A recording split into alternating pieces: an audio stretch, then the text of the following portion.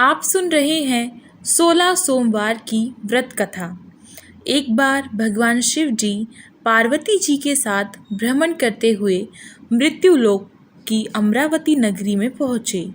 उस नगर के राजा ने भगवान शिव का एक विशाल मंदिर बनवा रखा था। शिव और पार्वती उस मंदिर में रहने लगे। एक दिन पार्वती ने शिव भगवान से कहा, हे प्राणनाथ, आज मेरी चोरस खेलने की इच्छा हो रही है। पार्वती की इच्छा जानकर शिव पार्वती के साथ चोरस खेलने बैठ गए। खेल प्रारंभ होते ही उस मंदिर का पुजारी वहां आ गया। माता पार्वती ने पुजारी से पूछा कि हे पुजारी, यह बताएं कि इस बाजी में किसकी जीत होगी। तो ब्राह्मण ने कहा कि महादेव जी की, परंतु चोरस में शिवजी की पराजय हुई और माता पार्वती जीत गई।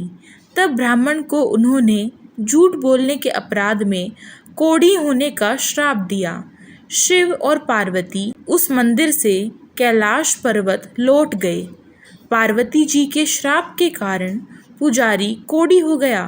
नगर के स्त्री पुरुष उस पुजारी की परछाई से भी दूर रहने लगे। कुछ लोगों ने राजा से पुजारी की कोढ़ी हो जाने की शिकायत की, तो राजा ने किसी पाप के कारण पुजारी के कोढ़ी हो जाने का विचार कर उसे मंदिर से निकलवा दिया। उसकी जगह दूसरे ब्राह्मण को पुजारी बना दिया गया। कोढ़ी पुजारी मंदिर के बाहर बैठकर भिक्षा मांगने लगा। कई दिनों के पश्चात स्वर्गलोक की कुछ अप्सराएं उस मंदिर में पधारी और उसे देखकर कारण पूछा। पुजारी ने निसंकोच कहा कि उन्हें भगवान शिव जी और पार्वती जी के चोरस खेलने और पार्वती जी के श्राप देने की सारी कहानी सुनाने लगे। तब अप्सराओं ने पुजारी से 16 सोमवार का विधिवत व्रत रखने के लिए कहा। पुजारी द्वारा पूजन विधि पूछने पर अप्सराओं ने कहा, सोमवार के दिन सूर्य उदय से पहले उठकर स्नान आदि से निर्वित होकर स्वच्छ वस्त्र पहनकर आधा सेर गेहूं का आटा लेकर उसके 3 अंग बनाना, फिर घी का दीपक जलाकर गुड़, नैवेद्य, बेलपत्र, चंदन, अक्षत, फूल, जनेऊ का जोड़ा लेकर प्रदोष काल में भगवान शिव जी की पूजा अर्चना करना। पूजा के बाद 3 अंगों में से एक अंग भगवान शिव जी को अर्पण करके एक आप ग्रहण करें। शेष 2 अंगों को भगवान का प्रसाद मानकर वहां उपस्थित स्त्री पुरुषों और बच्चों को बांट दें। इस तरह व्रत करते हुए जब 16 सोमवार बीत जाएं, तो 17वें सोमवार को 1 पाव आटे की बाटी बनाकर उसमें घी और गुड़ मिलाकर चूरमा बनाना।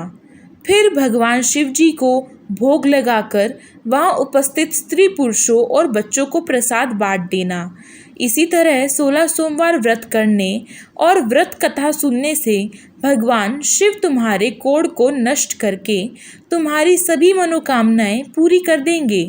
इतना कहकर अप्सराएं स्वर्गलोक को चली गई।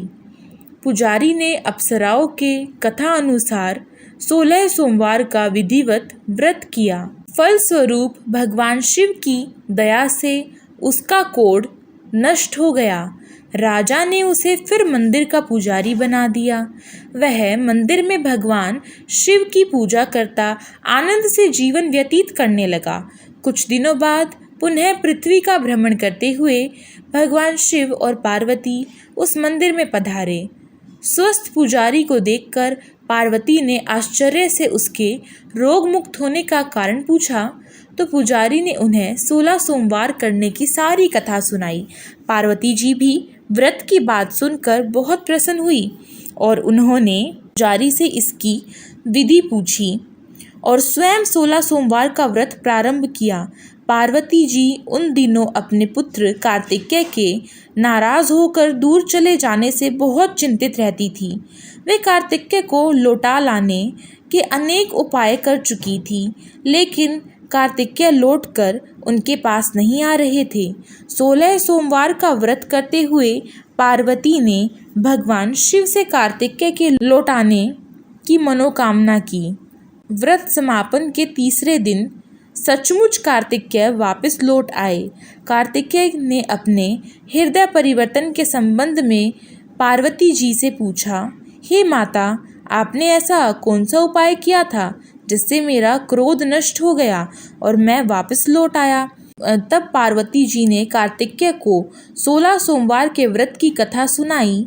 कार्तिकेय अपने एक ब्राह्मण मित्र ब्राह्मणदत्त के परदेश चले जाने से बहुत दुखी थे। उसको वापस लौटाने के लिए कार्तिकेय ने 16 सोमवार का व्रत करते हुए ब्राह्मण दत्त के वापस लौट आने की कामना प्रकट की। व्रत के समापन के कुछ दिनों के बाद मित्र लौट आया। ब्राह्मण ने कार्तिकेय से कहा, प्रिय मित्र, तुमने ऐसा कौन सा उपाय किया जिससे परदेश से मेरे विचार एकदम परिवर्तित हो गए और मैं तुम्हारा श्रवण करते हुए लौट आया? कार्तिकेय ने अपने मित्र को भी 16 सोमवार के व्रत की कथा विधि सुनाई। ब्राह्मण मित्र व्रत के बारे में सुनकर बहुत खुश हुआ। उसने भी व्रत किया। 16 सोमवार व्रत का समापन करने के बाद ब्राह्मण दत्त विदेश यात्रा पर निकला। वहाँ नगर के राजा हर्षवर्धन की बेटी राजकुमारी गुंजन का स्वयंवर हो रहा था। वहाँ के राजा ने प्रतिज्ञा की थी कि एक हथनी यह माला जिसके गले में डालेगी वह अपने पुत्र का विवाह उसी से करेगा। ब्राह्मण भी उत्सुकतावश महल में चला गया। वहाँ कई राज्यों के राजकुमार बैठे थे। तभी एक सजी धजी हथनी सूंड में जयमाला लिए वहाँ आई। हथनी ने ब्राह्मण के गले में जयमाला डाल दी। फलस्वरूप राजकुमारी का विवाह ब्राह्मण से हो गया। एक दिन उसकी पत्नी ने पूछा, हे प्राणनाथ, आपने कौन सा शुभ कार्य किया था जो उस हथनी ने राजकुमारों को छोड़कर आपके गले में जयमाला डाली? ब्राह्मण ने 16 सोमवार व्रत की विधि बताई।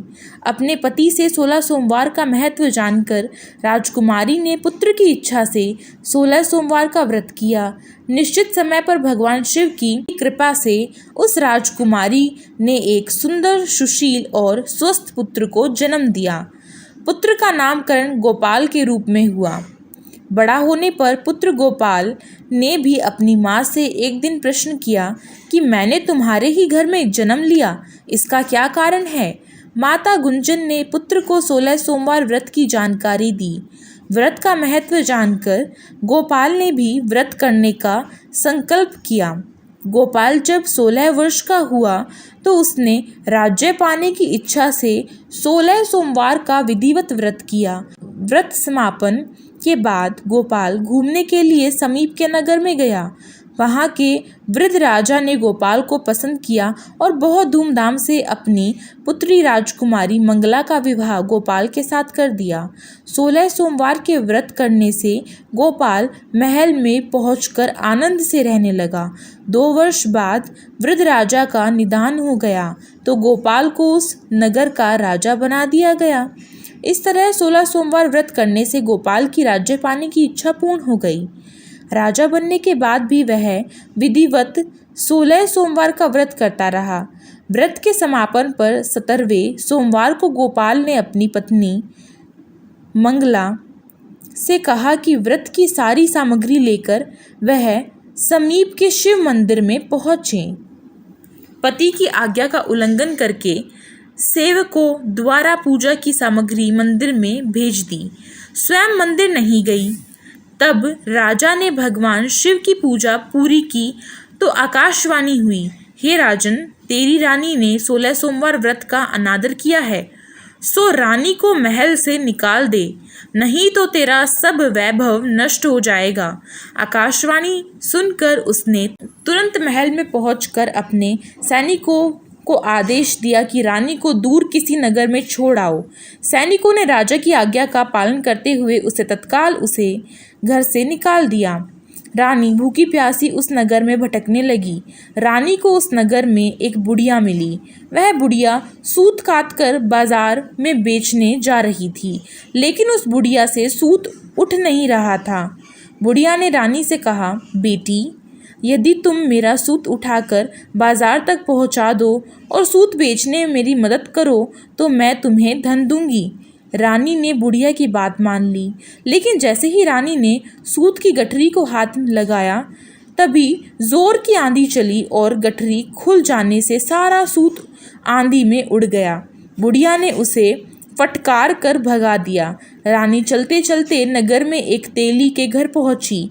उस तेली ने तरस खाकर रानी को घर में रहने के लिए जगह दी, लेकिन तभी भगवान शिव के प्रकोप से तेली के तेल से भरे मटके एक एक करके फूटने लगे। तेली ने भी उसे भगा दिया। भूख प्यास से व्याकुल रानी वहां से आगे की ओर चल पड़ी। रानी ने एक नदी पर जल पीकर अपनी प्यास शांत करनी चाही तो नदी का सारा जल उसके स्पर्श होते ही सूख गया। अपने भाग्य को कोसती हुई रानी आगे चल दी। चलते चलते रानी एक जंगल में पहुंची। उस जंगल में एक तालाब था, उसमें निर्मल जल भरा हुआ था। निर्मल जल देखकर रानी की प्यास तेज हो गई। जल पीने के लिए रानी ने तालाब की सीढ़ियां उतरकर जैसे ही जल को स्पर्श किया तभी उस जल में असंख्य कीड़े उत्पन्न हो गए। रानी ने दुखी होकर उस गंदे जल को पीकर अपनी प्यास शांत की। रानी ने एक पेड़ की छाया में बैठकर कुछ देर आराम करना चाहा तो उस पेड़ के पत्ते पल भर में सूखकर बिखर गए। रानी दूसरे पेड़ के नीचे जाकर बैठी। जिस पेड़ के नीचे बैठती वही सूख जाता। वन और सरोवर की यह दशा देखकर वहां के ग्वाले बहुत हैरान हुए। ग्वाले रानी को समीप के मंदिर में पुजारी जी के पास ले गए। रानी के चेहरे को देखकर ही पुजारी जान गए कि रानी अवश्य किसी बड़े घर की है, भाग्य के कारण दर दर भटक रही है। पुजारी ने रानी से कहा, पुत्री, तुम कोई चिंता मत करो, मेरे साथ इस मंदिर में रहो, कुछ ही दिनों में सब ठीक हो जाएगा। पुजारी की बातों से रानी को बहुत सांत्वना मिली। रानी उस मंदिर में रहने लगी। रानी भोजन बनाती तो सब्जी जल जाती, आटे में कीड़े पड़ जाते, जल में बदबू हो जाती। पुजारी भी रानी के दुर्भाग्य से बहुत चिंतित होते। बोले, हे पुत्री, अवश्य ही तुमसे कोई अनुचित काम हुआ है जिसके कारण देवता तुमसे नाराज हैं और उनकी नाराजगी के कारण ही तुम्हारी यह दशा हुई है। पुजारी की बात सुनकर रानी ने अपने पति के आदेश पर मंदिर में न जाकर शिवजी की पूजा नहीं करने की सारी कथा सुनाई। पुजारी ने कहा, अब तुम कोई चिंता नहीं करो, कल सोमवार है और कल से तुम 16 सोमवार के व्रत करना शुरू कर दो। भगवान शिव अवश्य तुम्हारे दोषों को क्षमा कर देंगे। पुजारी की बात मानकर रानी ने 16 सोमवार के व्रत प्रारंभ कर दिए। रानी सोमवार का व्रत करके शिव की विधिवत पूजा अर्चना की तथा व्रत कथा सुनने लगी। जब रानी ने 17वें सोमवार को विधिवत व्रत का समापन किया तो उधर उसके पति राजा के मन में रानी की याद आई। राजा ने तुरंत अपने सैनिकों को रानी को ढूंढने के लिए भेज दिया। रानी को ढूंढते हुए सैनिक मंदिर में पहुंचे और रानी से लौटकर चलने के लिए कहा। पुजारी ने सैनिकों से मना कर दिया और सैनिक निराश होकर लौट गए। उन्होंने लौटकर राजा को सारी बात बताई। राजा स्वयं उस मंदिर में पुजारी के पास पहुंचे और रानी को महल से निकाल देने के कारण पुजारी से क्षमा मांगी। पुजारी ने राजा से कहा, यह सब भगवान शिव के प्रकोप के कारण हुआ है। इतना कहकर रानी को विदा किया। राजा के साथ रानी महल में पहुंची। महल में बहुत खुशियां मनाई गई। पूरे नगर को सजाया गया। राजा ने ब्राह्मणों को अन्न, वस्त्र और धन का दान दिया। नगर में निर्धनों को वस्त्र बांटे। रानी 16 सोमवार का व्रत करते हुए महल में आनंद पूर्वक रहने लगी। भगवान शिव की कृपा से उसके जीवन में सुख ही सुख भर गए। 16 सोमवार के व्रत करने और कथा सुनने से मनुष्य की सभी मनोकामनाएं पूरी हो जाती हैं और जीवन में किसी तरह की कमी नहीं होती है। स्त्री पुरुष आनंद पूर्वक जीवन यापन करते हुए मोक्ष को प्राप्त होते हैं। हर हर महादेव।